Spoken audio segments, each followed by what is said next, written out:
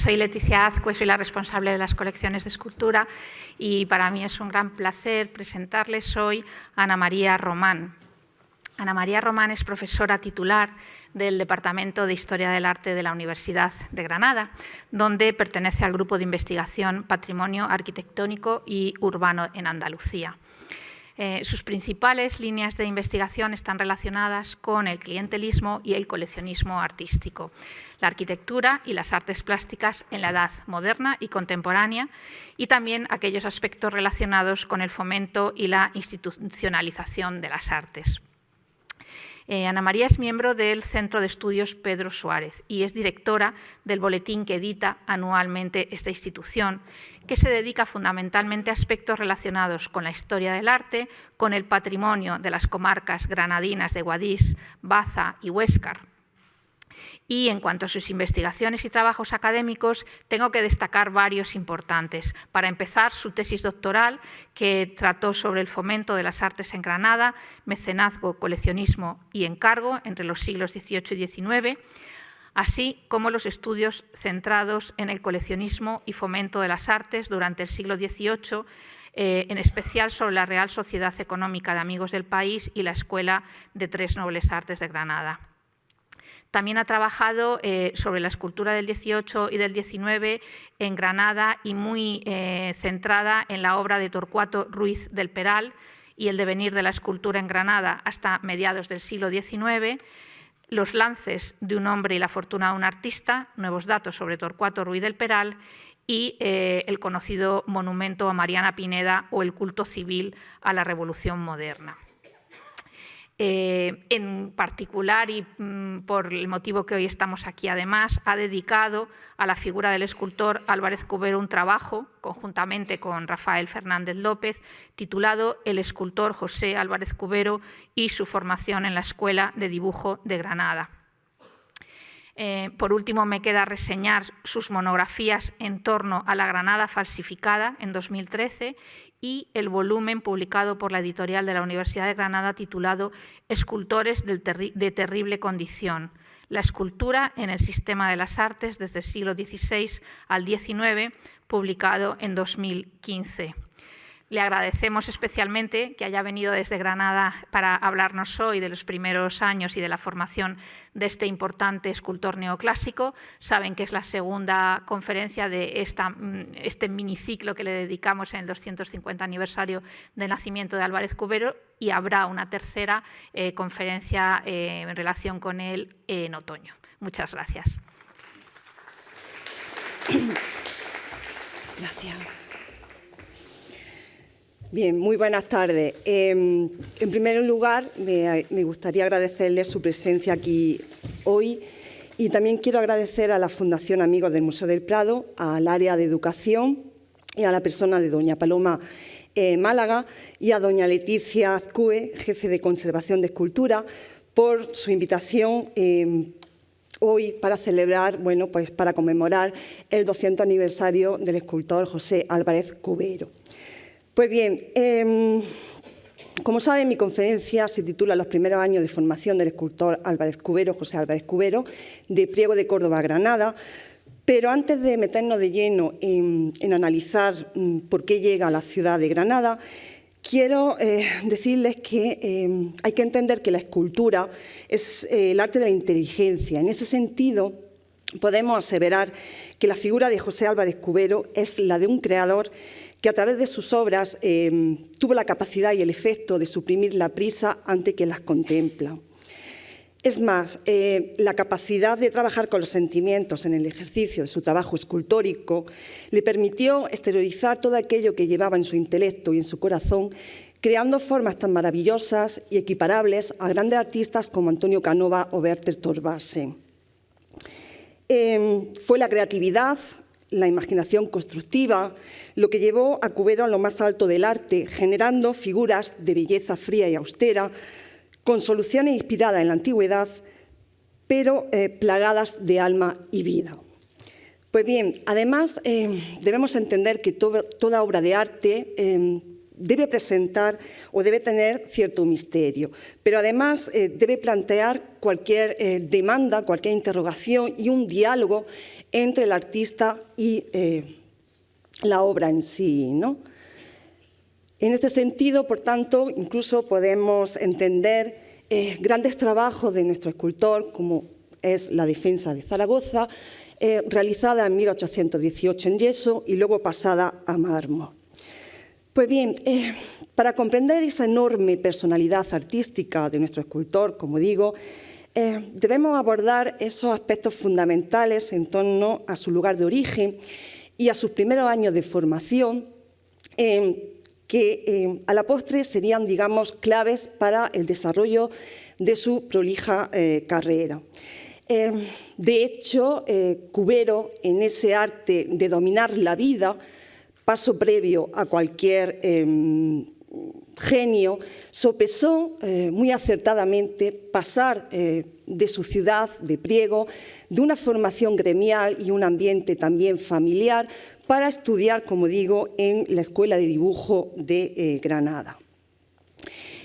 Por ello, vamos a abordar a lo largo de la conferencia, bueno, cuál fue la decisión de Cubero de estudiar en esta ciudad y el ambiente artístico, cultural que existía en la misma pues, desde mediados del siglo XVIII en adelante, donde ejercían un papel fundamental, por un lado, los arzobispos como agentes culturales en esa nueva apuesta artística y, por otro lado, instituciones culturales como la Escuela de Dibujo.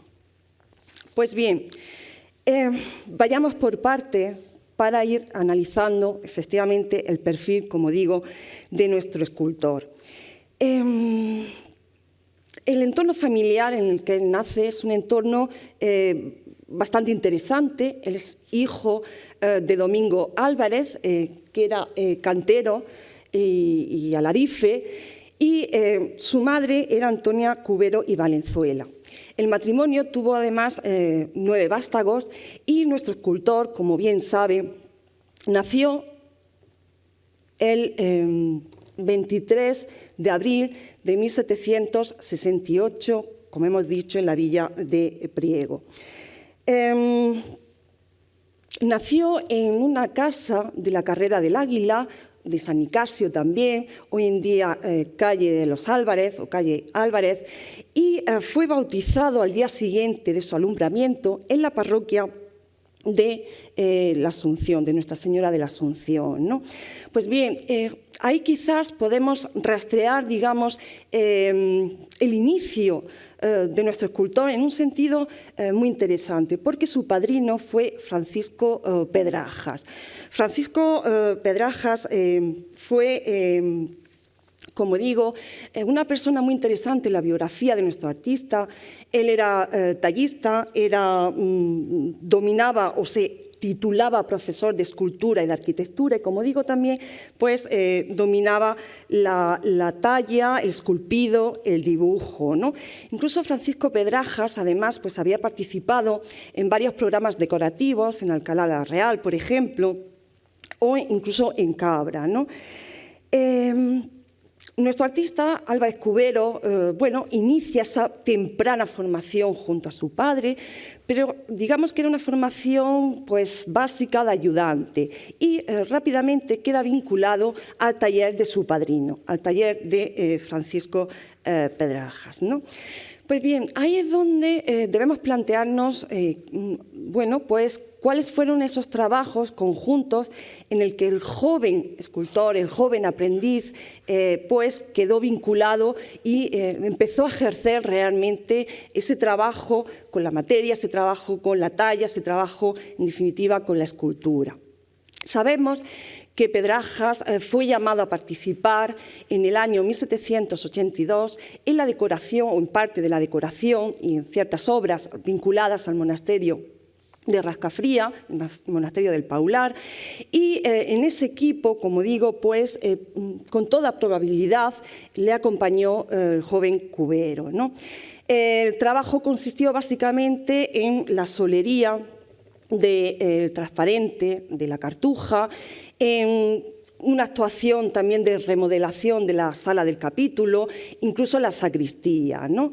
Con lo cual podemos decir que ya en el año 1782 Cubero estaba activo, aunque bien es cierto que todavía esa actividad no la podemos considerar realmente como un escultor pleno. Pedrajas, que recibía cuantiosos encargos y, como digo, pues el ámbito de actuación era bastante amplio, también participó en la decoración del sagrario de la Iglesia de la Asunción en Priego de Córdoba, ¿no? Ahí también debemos vincular la participación de Álvarez Cubero. El sagrario es una estructura cubierta con una cúpula y decorada con yeserías y bueno, resuelta también con un programa iconográfico en base a bueno, figuras de santos sobre ménsulas, ¿no? Es cierto que es un trabajo bastante interesante, es cierto que además bueno, pues advertimos que incluso pudo participar algún integrante más bueno, de esos talleres que existían en esos momentos en Priego, ¿no? Lo cierto es que entendemos y suponemos que ya nuestro artista estaba bastante familiarizado, como digo, pues con el yeso, con la talla, incluso también con el dibujo. Pues bien, aquí ven algunos de los detalles del sagrario, donde pueden apreciar, insisto, pues esos ángeles o esas rocallas que son, digamos, los elementos decorativos que completan este espacio.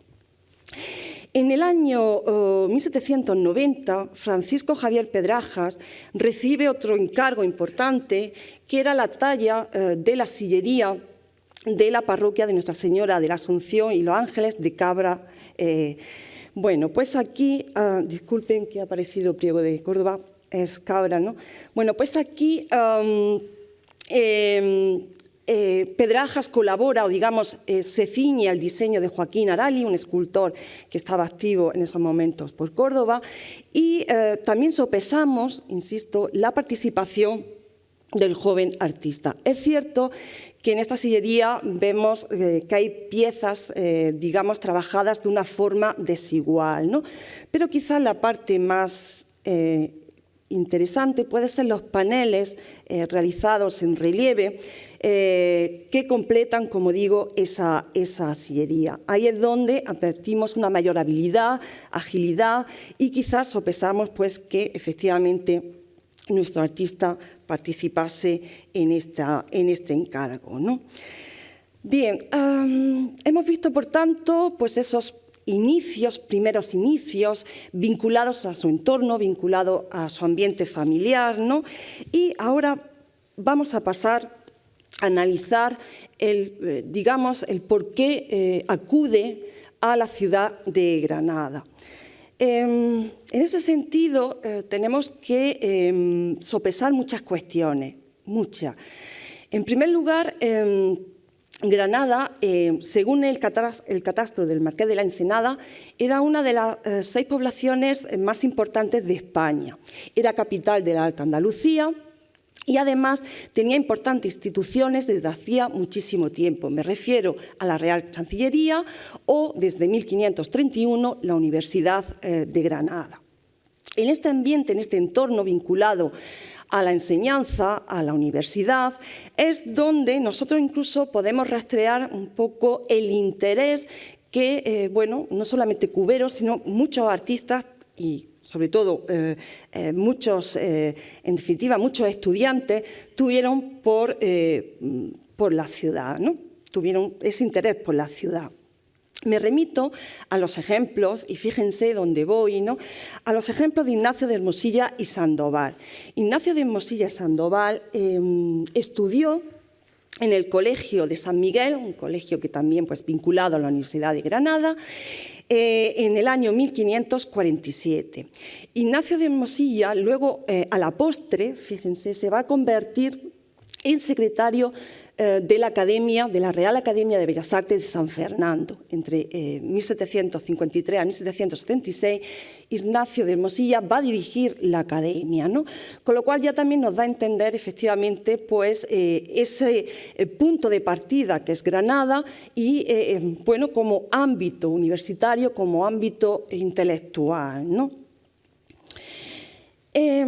También vinculado a ese entorno universitario, en este caso al Colegio de San Bartolomé y Santiago, estudió el obispo Antonio Caballero y Góngora.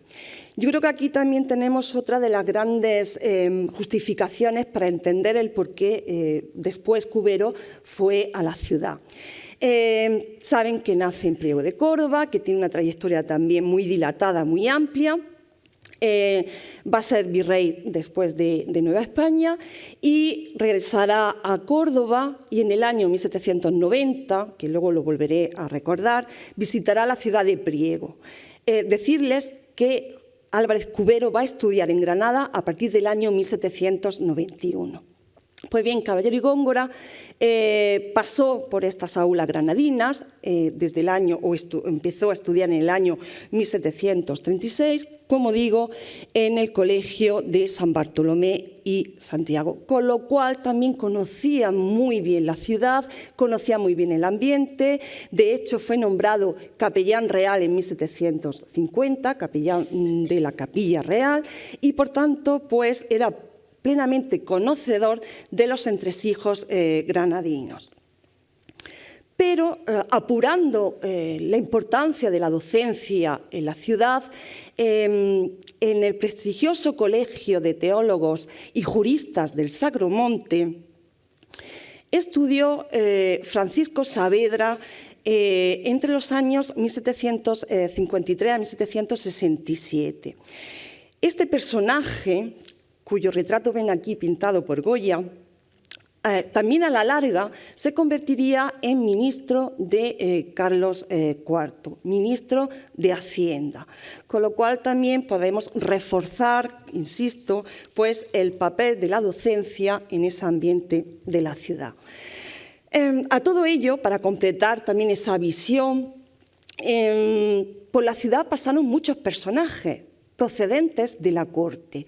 Y en este caso les hablo del marqués de la Ensenada, que tras su destitución en el año 1754, pues digamos fue exiliado, entre comillas, a la ciudad de la Alhambra. Aquí estuvo hasta el año 1757 y aquí recibió a sus amistades, entre ellas a Jorge Juan, al matemático Jorge Juan, ¿no? Rizando el rizo, Ricardo Wall, que luego también va a ser ministro de Fernando VI y curiosamente sustituye al marqués de la Ensenada, también decidió retirarse a tierras granadinas. En concreto, a partir del año 1763, viene a Granada. Primero se vincula al Generalife, a la Alhambra. De hecho, las primeras intervenciones, digamos, importantes en el entorno de la Alhambra y del Generalife están promovidas por Ricardo Wall, y luego pues se va a retirar al Soto de Roma. También, bueno, pues obviamente supone un polo de atracción para distintos personajes y distintas figuras que van a circular, insisto, por la ciudad. En ese siglo XVIII también en Granada suceden muchísimas cosas. Una de las cosas más interesantes es que entre los años 1753 a 1766, un canónigo emprende unas excavaciones en la Alcazaba Cadima, en el Albaicín, y eso entra de lleno en el furor explorativo propio del siglo XVIII y un interés por las antigüedades. Decirles que en realidad Juan de Flores, que había recibido los oportunos permisos, bueno, falsificó muchísimas piezas. De hecho, iba colocando por la noche objetos y curiosamente por la mañana iban apareciendo, y se le hizo finalmente un juicio que se publicó, como tienen aquí, bajo el título Razón del juicio seguido en la ciudad de Granada. ¿Qué supone esto? Pues supone además que ese pasado islámico, ese pasado cristiano, es decir, toda esa conjunción atrae a su vez pues a otra serie de intelectuales y personajes importantes, entre ellos Francisco Pérez Valle, que era un gran anticuario y un gran intelectual, ¿no? También pasaron por la ciudad José de Hermosilla. Hay un proyecto por parte de la Academia, cuyo origen lo rastreamos con el hermano de Hermosilla, y ese proyecto era sobre las antigüedades árabes. Luego también comentaré que uno de los primeros pintores vinculados a la Academia participa en el proyecto, en la Academia de Granada, en la Escuela de Dibujo. Pero lo interesante es que en 1766 tenemos también la visita en la ciudad de José de Hermosilla, Pedro Aznar y Juan de Villanueva, que van a realizar pues, levantamientos y datos, van a tomar datos, pues, sobre todo del conjunto monumental de la Alhambra. Bien, eso en cuanto, digamos, a la parcela, digamos, intelectual y de atracción. El segundo punto que debemos entender que sopesó también para que Cubero decidiese venirse a Granada, tiene que ver con digamos, las relaciones que existen entre la ciudad y la subbética cordobesa.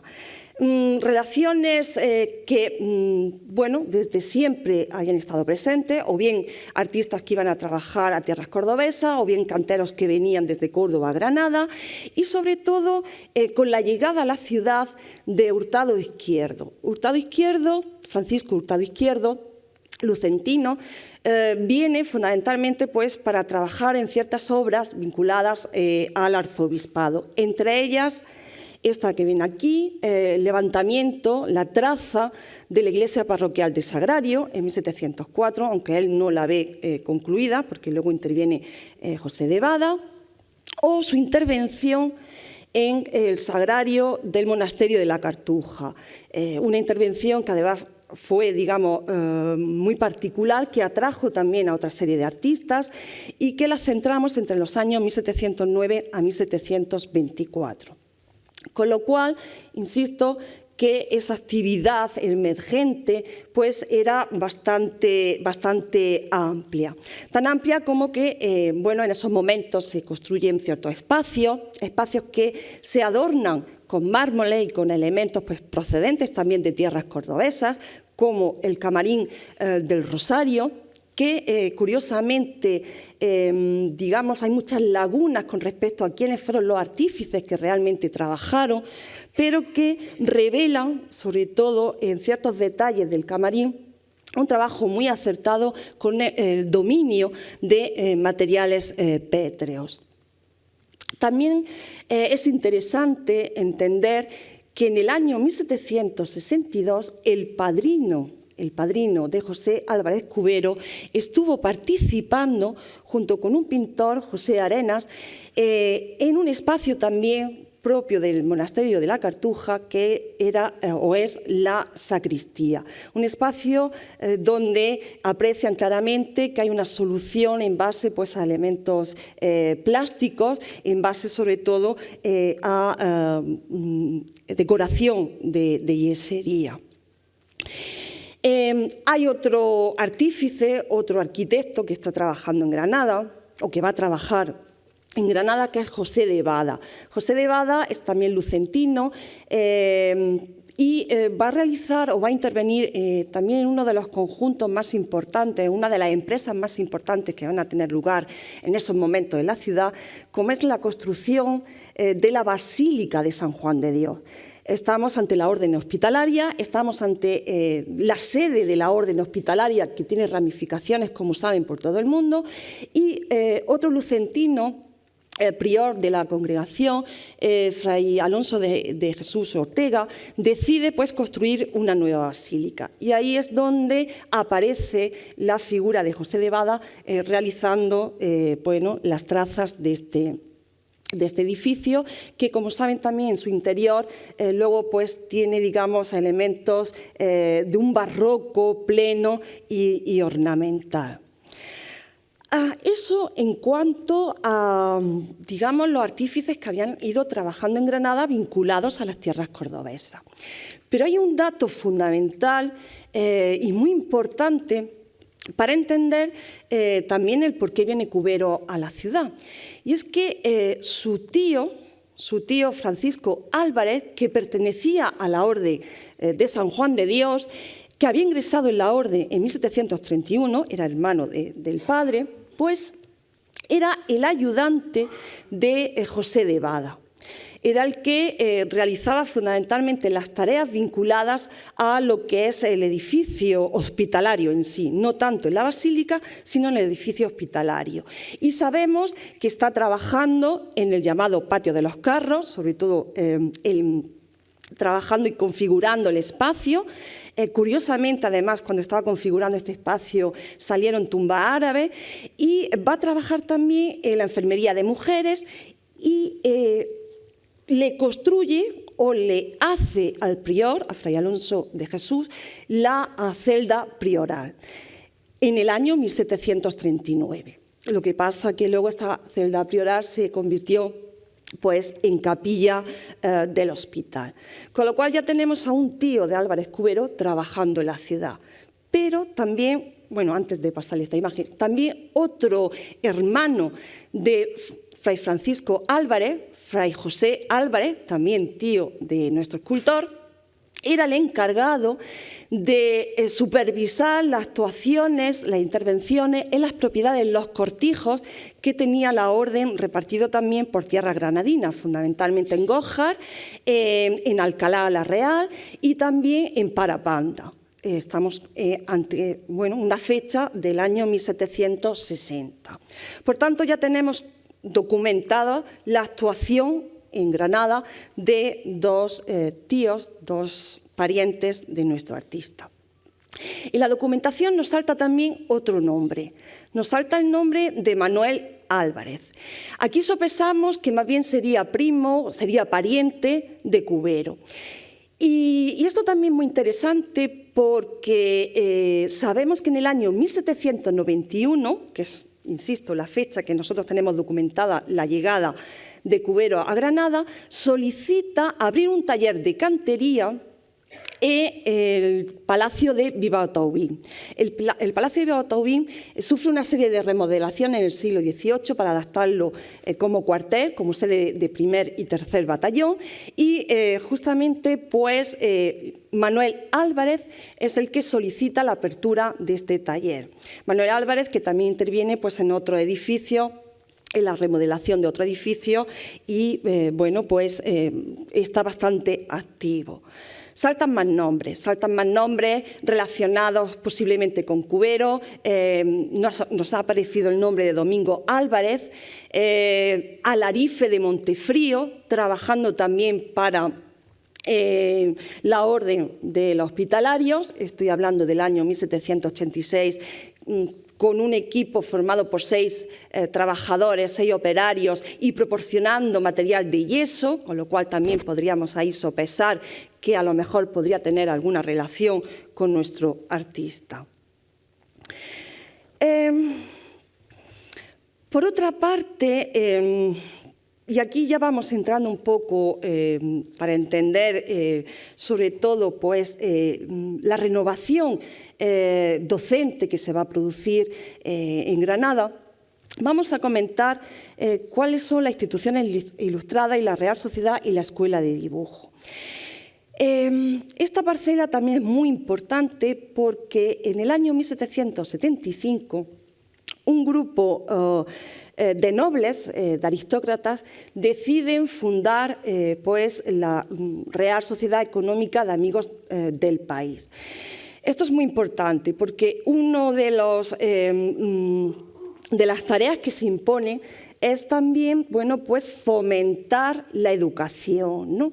Fomentar la educación, y en ese sentido es donde un grupo de artistas conformado por Diego Sánchez Arabia, Luis San Jiménez, deciden pues, solicitar a la Real Sociedad Económica de Amigos del País pues, el amparo para fundar en ese momento una escuela de las tres nobles artes. ¿Qué había ocurrido para que en el campo artístico estas figuras, estos personajes, hubiesen acudido pues a este organismo para fundar un centro docente? Lo que había ocurrido era ni más ni menos que tras la desaparición de los últimos barrocos, de los últimos artistas barrocos, como Torcuato Ruiz del Peral, que fallece en el año 1773, las artes, los artistas, los escultores, habían caído en un estancamiento muy, muy grave. Es cierto que todavía pervive la influencia de Torcuato Ruiz del Peral, es cierto que hay algunos escultores que siguen su estela, pero insisto que realmente habíamos entrado en un estancamiento a una altura ya muy importantes de siglo. Con lo cual, Diego Sánchez Sarabia, que es ese artista que instiga a la Real Sociedad a que les apoye para fundar la Escuela de Tres Nobles Artes, pues bueno, se convierte en un personaje realmente importante en ese contexto de, bueno, pues del último cuarto del siglo XVIII, ¿no? Sánchez Sarabia era una figura también, digamos, bastante importante, conocida en el ámbito cortesano, conocido también dentro de la Academia de Bellas Artes de San Fernando, a la cual había mandado incluso obra, como pueden comprobar aquí, y había sido distinguido como académico de mérito, y era un artista que tenía una amplia formación en el ámbito de la escultura y en el ámbito de la pintura. Es cierto que todavía podemos comprobar que está más cercano a formulaciones propias del tardo barroco, pero también es cierto que bueno, pues, fue muy prolijo, que participó en la decoración también de San Juan de Dios y que bueno, pues, tuvo un papel clave. Aquí tienen lo que bueno, envió en ese proyecto inicial de las antigüedades árabes, que fueron las copias, 3 copias de la Sala de los Reyes de la Alhambra, ¿no? Las envió en 1760 y también envió pues, una serie de diseños, en este caso pues, el jarrón nazarí, realizado en 1760.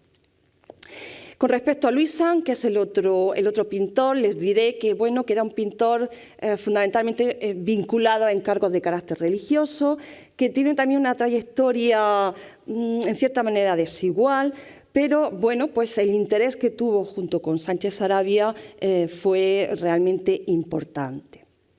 Y, como digo, finalmente, en 1777 se abre la Escuela de Tres Nobles Artes. El problema es que después la Academia de San Fernando les dice que se deben llamar Escuela de Diseño y finalmente se va a llamar Escuela de Dibujo, que es como nuestro escultor la va a conocer. La sesión inaugural de este centro docente, centro de formación con un programa docente, cuyos profesores son Sánchez Sarabia y San Jiménez, pues la lección inaugural la dio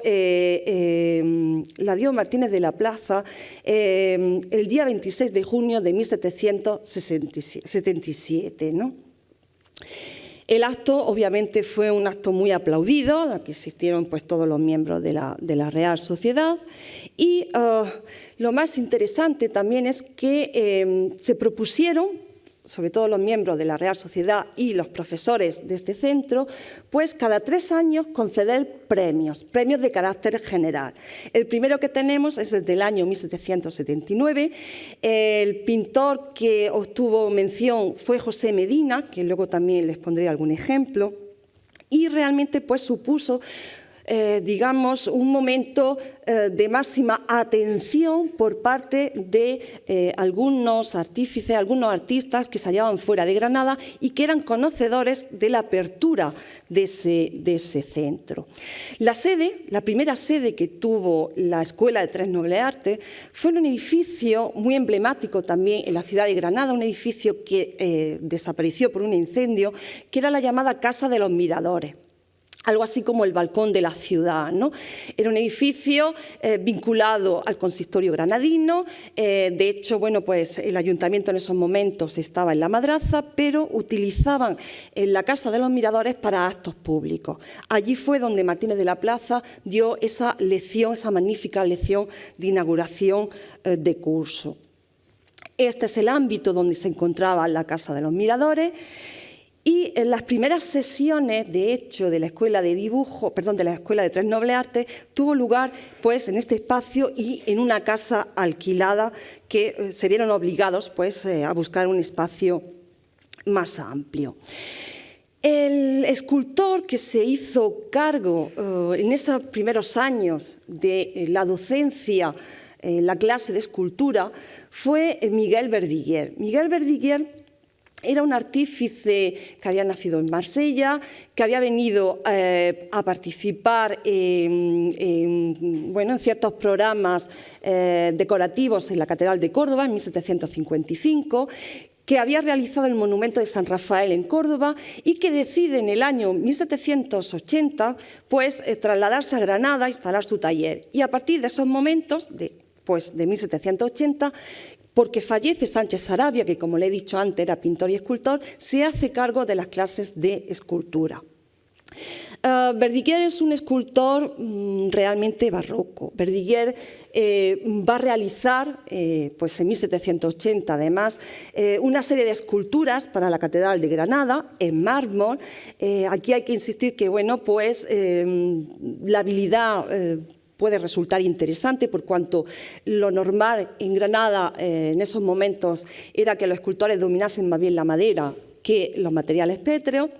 Y como ven, pues aquí tienen algunos de sus trabajos emblemáticos en la ciudad de Granada.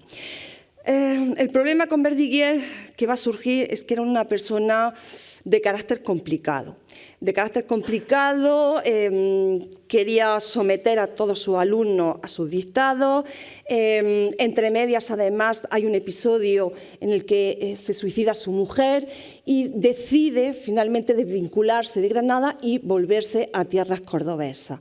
Se desvincula también a partir del año 1786, que curiosamente es justamente cuando aparece en escena el que sí va a ser el docente, el profesor de nuestro artista.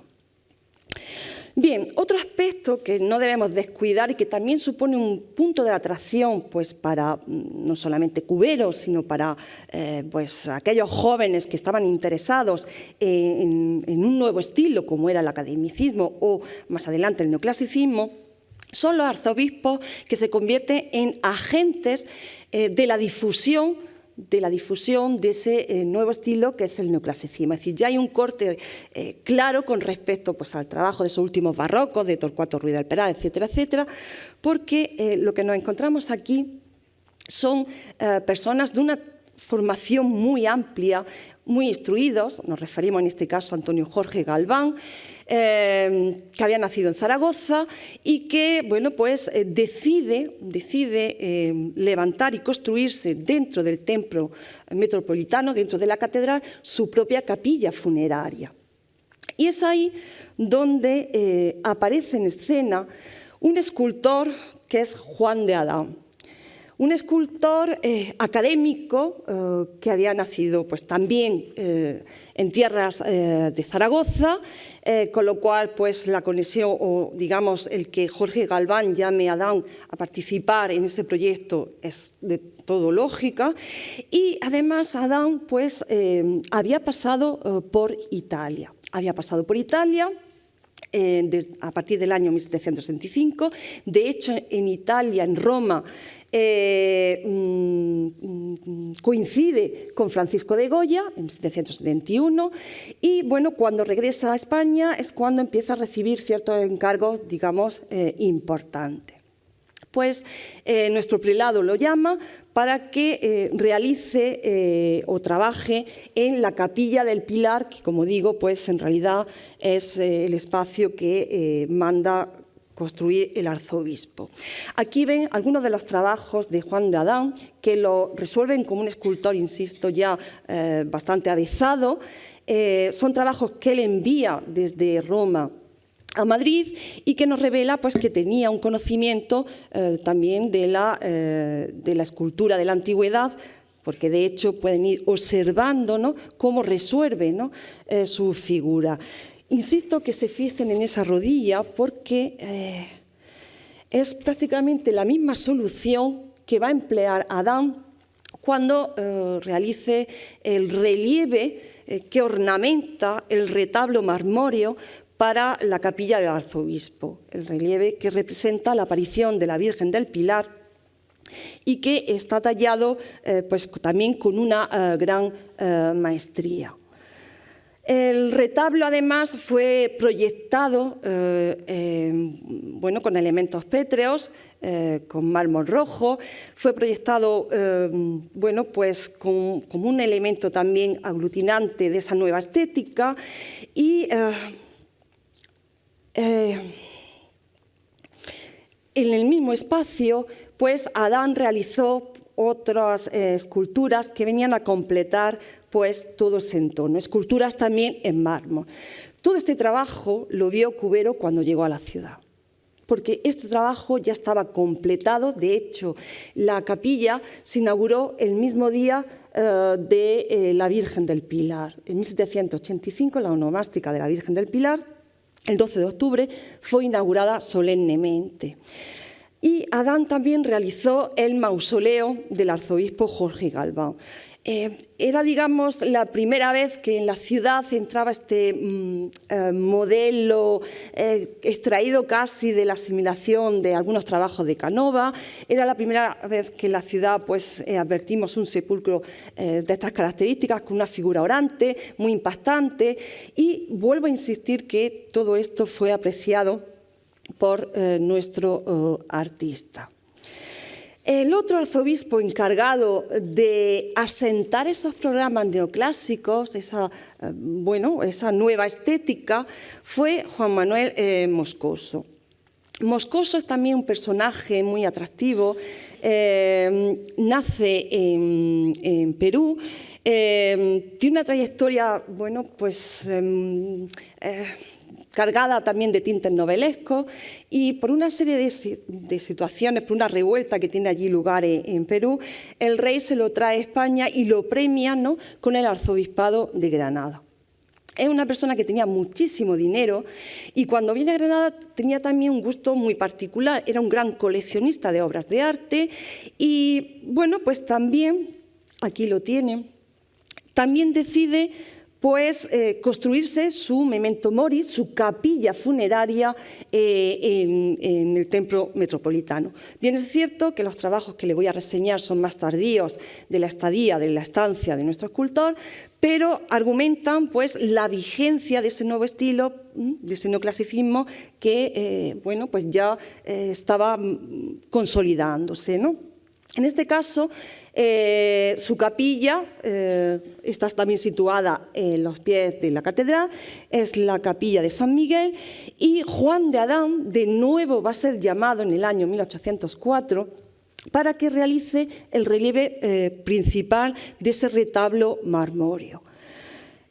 Un relieve donde aparece la figura de San Miguel luchando contra los dragones, un relieve también de una factura muy bien ejecutada y ese espacio además fue completado con el propio mausoleo de Juan Manuel Moscoso y Peralta, que si se dan cuenta es prácticamente muy similar al del arzobispo Jorge Galván.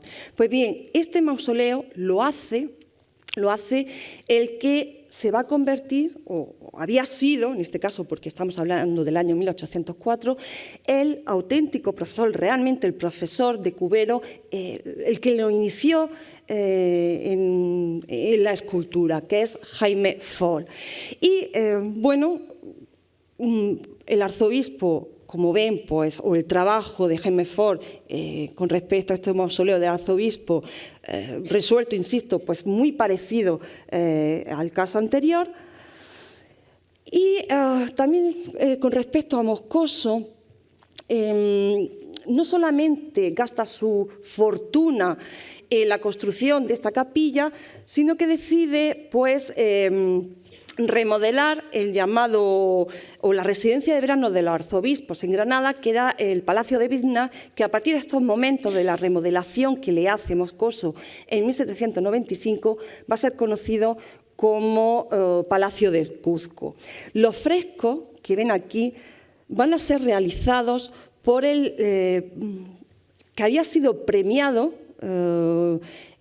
cuando se instituye la Escuela de Tres Nobles Artes, por José Medina, en colaboración con otros artistas. Y el programa iconográfico es un programa muy interesante, muy ilustrado, que enlaza con la tradición cervantina, con la interpretación del Quijote y sobre todo con la publicación llevada a cabo por la Academia de San Fernando del ingenioso hidalgo Don Quijote de la Mancha. De tal manera que las estampas que aparecen ahí, realizadas por Fernando Selma, sirven de base para la decoración del Palacio de Bizna. Como ven, es realmente un calco. Pues bien, comentados, por tanto, esos factores importantes para entender bueno, pues, que la ciudad de Granada era un punto de atracción en todos los sentidos para nuestro artista, vamos ahora a ver lo que era la Escuela de Dibujo y la llegada de Cubero. Ya hemos visto que la escuela había nacido en 1737, que las primeras clases se habían desarrollado en la Casa de los Miradores y en el año 1782 la Real Sociedad, que era la que, digamos, apoyaba y costeaba la escuela, se traslada, decide alquilar un nuevo espacio más amplio. Ahí se van a lo que había sido un antiguo hospital, el Hospital de la Encarnación.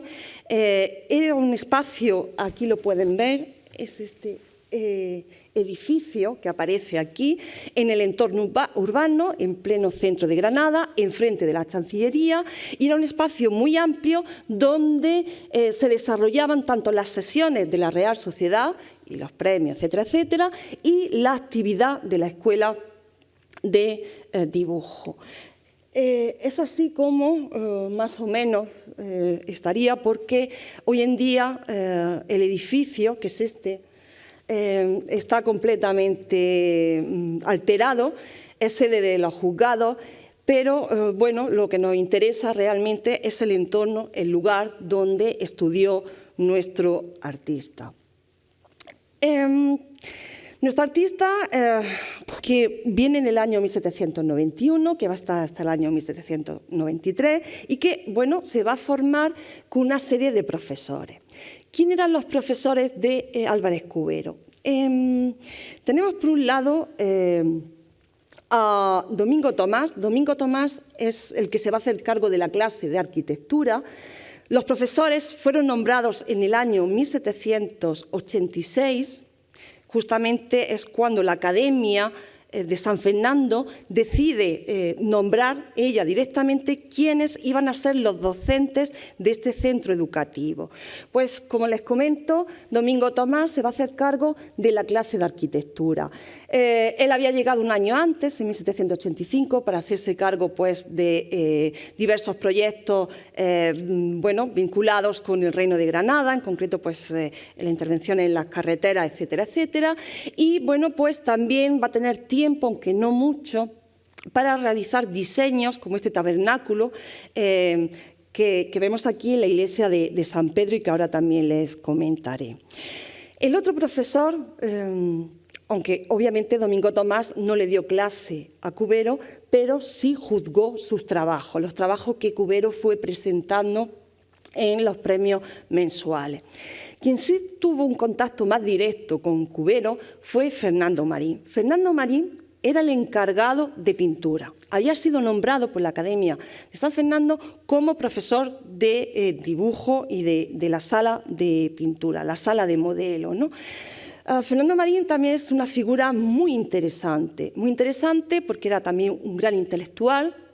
un gran esteta, una persona muy entendida de la historia de Granada. De hecho, se carteaba pues, con Isidoro Bosarte, con Ceán Bermúdez. Él le proporciona además datos biográficos de todos los artistas granadinos, conoce al conde de Maule y, bueno, pues aquí vemos algunos de sus trabajos. Era una persona muy afable que proporcionaba material docente constantemente a la escuela y además era un artista que en cierta manera también estaba muy bien visto por la Cámara de Castilla y en definitiva por la corona y por el ámbito cortesano, porque había participado en el año 1786 en la decoración de la Colegiata de Santa Fe. La Colegiata de Santa Fe era un proyecto de Ventura Rodríguez, promovido por la Cámara de Castilla, y en el interior intervino Fernando Marín, pues realizando, por ejemplo, este cuadro del Salvador, aunque el ciclo es mucho más amplio. También Fernando Marín fue el que realizó el cuadro de las Angustias, un cuadro que nuestro artista vio, porque al final la Escuela de Dibujo se va a convertir, como saben, en Real Academia de Bellas Artes Nuestra Señora de las Angustias. El cuadro él lo donó a la institución en el año 1789 y también es un punto de referencia. Y el otro profesor, y realmente el que tuvo un contacto más directo, mucho más directo con Cubero, fue Jaime Fol y Costa. Era un escultor que había nacido en Barcelona, que había pasado también por Roma, bueno, por la Academia de San Fernando, por Roma en el año 1783-84, que era conocedor también de toda la actividad que se estaba desarrollando en la ciudad eterna, que conocía la obra de Canova, que conocía la antigüedad y que solicita la plaza como profesor de escultura para la Escuela de Diseño de Granada. Él llega precedido, como pueden ver, pues de algunos trabajos muy interesantes, pues trabajos que había enviado a la Academia de San Fernando, o este Febo con un pie sobre la roca, y viene con su mujer para hacerse cargo de la docencia de la escultura. Él va a estar 19 años en Granada. Y es cierto que vino con mucha fuerza neoclásica, vino con mucho interés por trabajar y por enseñar, ¿no? Y de los primeros trabajos, curiosamente, que él empieza a recibir son trabajos de carácter religioso, con lo cual ahí empieza un poco, digamos, a verse entre la espada y la pared, y me explico.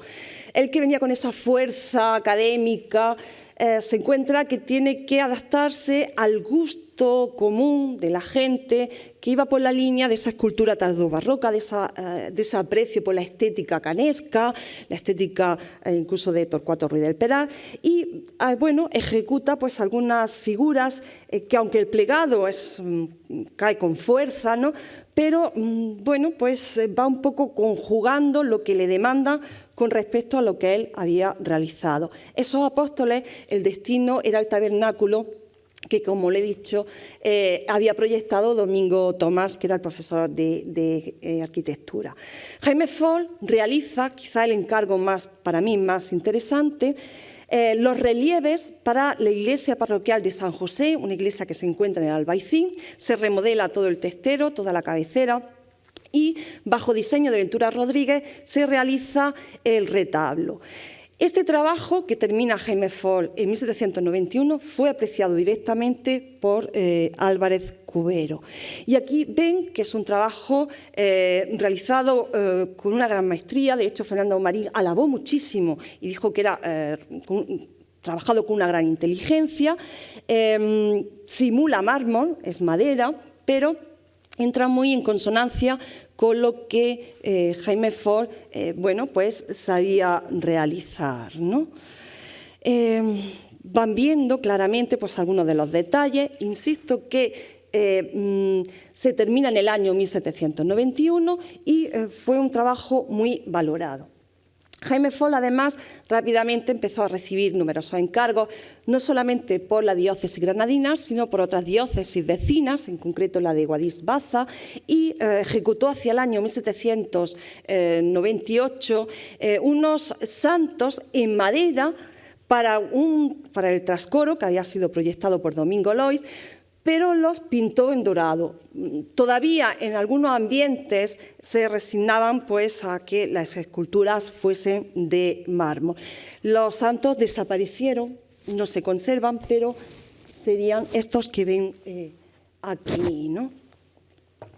Bien, y en 1804, que ya lo hemos visto, es cuando recibe el encargo del mausoleo del arzobispo Juan Manuel Moscoso, 1804. En ese año, que ya Cubero había pasado por las aulas granadinas y que se hallaba en Italia, Cubero estaba haciendo obras de esta consideración, obras completamente diferentes. El alumno había superado plenamente y hacía muchísimo tiempo al maestro. Es decir, que Jaime Fol, que se había quedado en ese entorno granadino, había ido perdiendo la gracia clásica, mientras que el alumno había adquirido ya un renombre de fama internacional. Y en Cubero también recibió, digamos, los consejos durante esa estancia granadina del conserje de la escuela de dibujo. El conserje era Juan de Arrabal.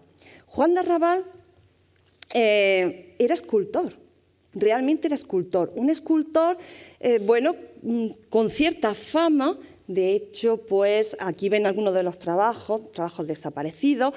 Un escultor, pues un poco que cuando recibía ese tipo de encargos tenía que moverse en esa estética barroca, pero que por diversas circunstancias se había visto abocado a trabajar como conserje en la escuela de diseño. Y era el encargado del taller o, digamos, del horno de cocción de barro, con lo cual Cubero siempre estaba acudiendo a Juan de Arrabal para que le ayudase a realizar algunas de sus obras, ¿no? Aquí van viendo pues, cómo era el trabajo de Juan de Arrabal, que digo, pues es obra que está desaparecida. Pues bien, tengo que decirles que de lo que realizó Cubero en esos años, él llega, como hemos comentado, en 1791, no se conserva, no tenemos ningún trabajo. El material o gran parte de los trabajos realizados por los alumnos ha desaparecido por diversas circunstancias, pero sí sabemos con qué material o qué, referencias trabajó nuestro escultor. Ese material docente había sido adquirido en 1790 gracias a Fernando Marín, que había escrito a la Academia de Bellas Artes de San Fernando solicitando el envío de vaciados. Esos vaciados fueron realizados por José Panucci y fueron enviados en el verano de 1790. Jaime Fol y Arrabal se encargaron de recomponer esas piezas de escayola para tenerlas, digamos, listas para el comienzo de curso. Y entre las piezas que llegaron, pues tenemos este busto de Séneca o pues la cabeza de Hércules, la cabeza de Ariadna, pues algunos Apolo e incluso extremidades de pies y manos. Cuando llega Cubero, ese material estaba, recién llegado y quedó pues ampliamente sorprendido. Y de hecho, pues ahí fue, a través de estos vaciados, como Cubero se vinculó con la antigüedad clásica, cómo Cubero se vinculó con una nueva estética, cómo Cubero se le despertó el genio y cómo empezó realmente a apreciar y a entender que él quería seguir por esa línea. Pues bien, fue uno de los mejores alumnos, ha sido uno de los mejores alumnos que ha pasado por la escuela de diseño, hasta tal punto que recibió desde que llegó, constantes distinciones, constantes premios. Es cierto que él no se pudo presentar a los premios generales de la Real Sociedad, pero sí lo hizo a los distintos premios mensuales, premios que además eran juzgados por Domingo Tomás, Fernando Marín, Jaime Fort y por algunos miembros de la Real Sociedad Económica de Amigos del País. Pues bien, la primera distinción que él recibe fue el 3 de noviembre de 1791. Ahí se le dio un premio dotado con 12 reales, que bueno, que era bastante, por un dibujo de cabeza. Lo primero que él presentó fueron dibujos. Es decir, que gracias a Fernando Marín, él ya tenía un importante dominio del dibujo. La siguiente distinción, el siguiente galardón, tuvo lugar el 31 de octubre de 1792. Fue progresando y esta vez se le dotó con 24 reales por una obra, y ya sí vamos avanzando, por una obra realizada en yeso. Y tenemos constancia de un último galardón que tuvo lugar el 5 de febrero de 1793, 30 reales, por ya una obra escultórica. Es decir, había realizado los pasos, los requisitos necesarios que comprendían primero ese dominio del dibujo para luego ya realmente alcanzar el dominio en el ámbito de la escultura. ¿Quiénes fueron los compañeros de Álvarez Cubero? Y ya digo que como él no vamos a encontrar a ninguno.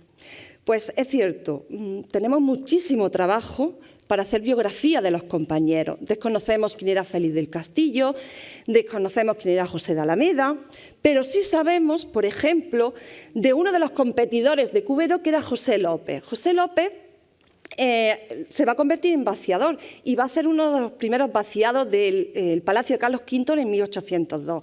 Y había trabajado o trabajó pues, en el remate de la fachada de la Catedral de Guadix, una obra que había dirigido Domingo Tomás, ¿no? También José López lo rastreamos trabajando en la decoración del Palacio de las Columnas, un edificio mandado construir por el conde de Luque, que se comienza en el año 1803, que tiene, pues, debido a la Guerra de Independencia, pues, digamos, un parón, y se completa en el año 1817. Y como digo, pues, rastreamos la intervención de José López en algunos elementos, como en el caso del escudo nobiliario del palacio, o incluso, pues, intervención en el patio de este palacio. Y el otro compañero de Álvarez Cubero, y en este caso sí podemos decir que tuvo una mayor fama, compañero en este caso en el ámbito de la pintura, con dominio en la pintura, fue Francisco Enríquez.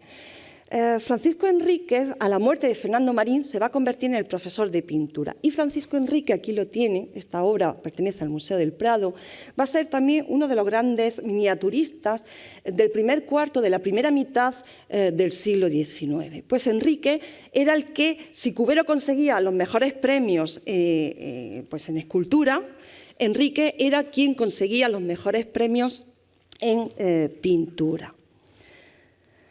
Bien, tras esa estancia de Cubero de 2 años, que como les digo, no poseemos obra de la que realizó, pero que sabemos que se costeaba esa estancia granadina realizando pequeñas figuras de barro, que realizaba también apuntes a lápiz y luego los pasaba, o retratos, los pasaba a piedra o a mármol, pues Cubero en el año 1793 ya decide que ha terminado ese aprendizaje granadino, que está lo suficientemente preparado y que realmente tiene necesidad de cambiar de entorno y de ámbito. Antes de irse, hace una cosa que es realmente muy habilidosa porque dirige un escrito directamente a la Real Sociedad Económica de Amigos del País, no tanto a sus profesores, sino a la Real Sociedad económica de amigos del país.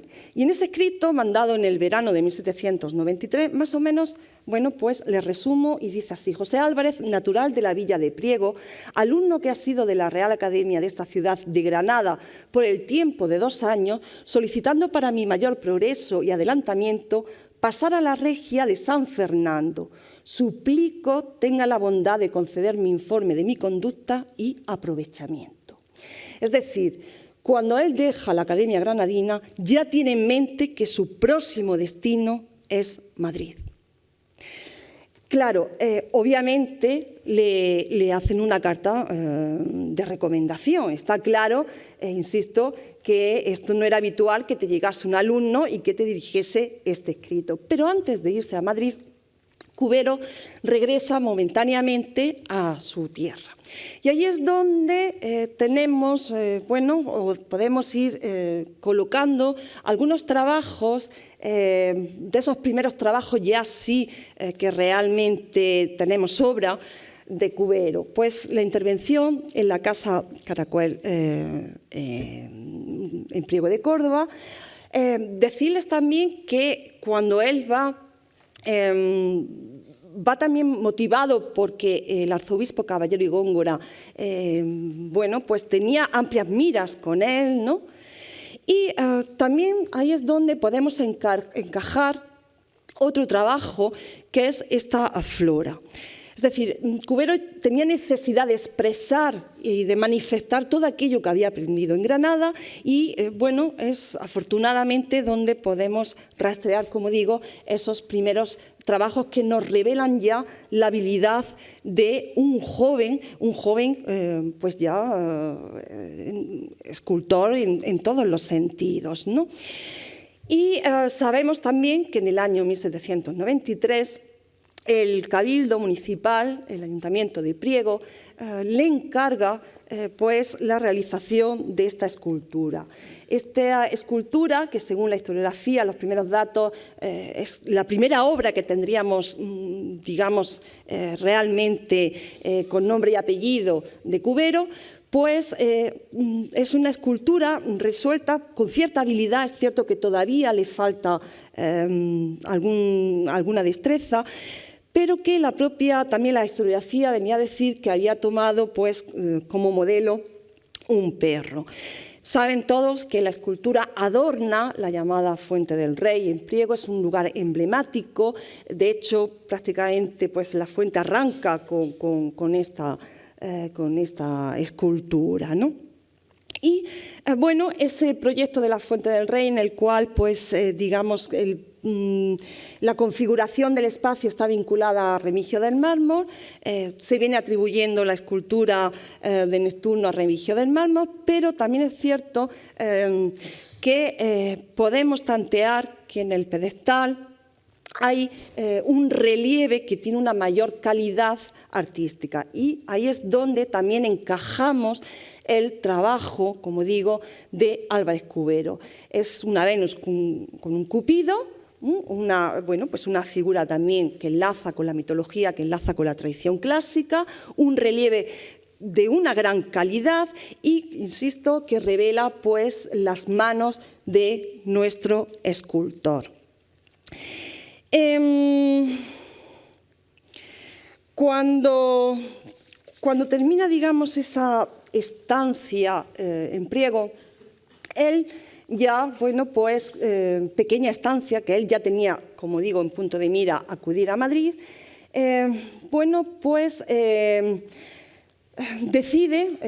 acude al obispo Caballero y Góngora para que le haga las recomendaciones oportunas para quedar inscrito, como digo, en la Academia de Bellas Artes de San Fernando. El arzobispo lo que hace es concederle una beca, lo que se llamaban las becas de artista. Una beca, una pensión, y Cubero llega efectivamente a Madrid, llega en 1794, se inscribe en la Academia de Bellas Artes de San Fernando, que era el destino que él quería desde ese periplo granadino. Justamente el 23 de abril de 1794, el mismo día que cumplía 26 años. Ese mismo día se iniciaba ya realmente la exitosa carrera de Álvarez Cubero, hasta el punto que ya saben todos que después él pasó consigue una beca en 1799 para acudir a París, después va a Italia en 1805, en 1823 va a ser nombrado escultor de cámara, regresará a España y, como saben, morirá en 1827. Y es interesante tener en cuenta que la propia historiografía, desde prácticamente el momento que fallece, fue plenamente conocedora de los méritos de nuestro escultor. De hecho, Eugenio Ochoa escribe en el año 1835 en la revista El Artista lo siguiente, o entresaco lo siguiente: pasó a los 20 años a Granada para asistir a la Academia de Dibujo y cuando volvió a su pueblo, después de haber pasado algún tiempo en esta ciudad, hizo por encargo del ayuntamiento un león despedazando a una serpiente para cuyo estudio, a falta de otro original, le sirvió un perro de quien tomó la musculatura y actitud en la acción de embestir. Esta obra dio a conocer el talento del escultor y le concilió la protección del obispo de Córdoba, don Antonio Caballero y Góngora. Pues bien, realmente nuestro artista, como digo, fue tenido en cuenta por la historiografía, fue realmente valorado y el propio también Eugenio de Ochoa llegaba a decir en esa misma publicación: era de buena estatura, de formas bien proporcionadas, trigueño de color, enjuto de carnes, de rostro expresivo, nariz delgada, ojos pardos, algo hundidos pero vivaces y animados, sencillo en su porte y aún descuidado frecuentemente, afable y placentero en el trato, dulce de carácter, modesto y sin presunción.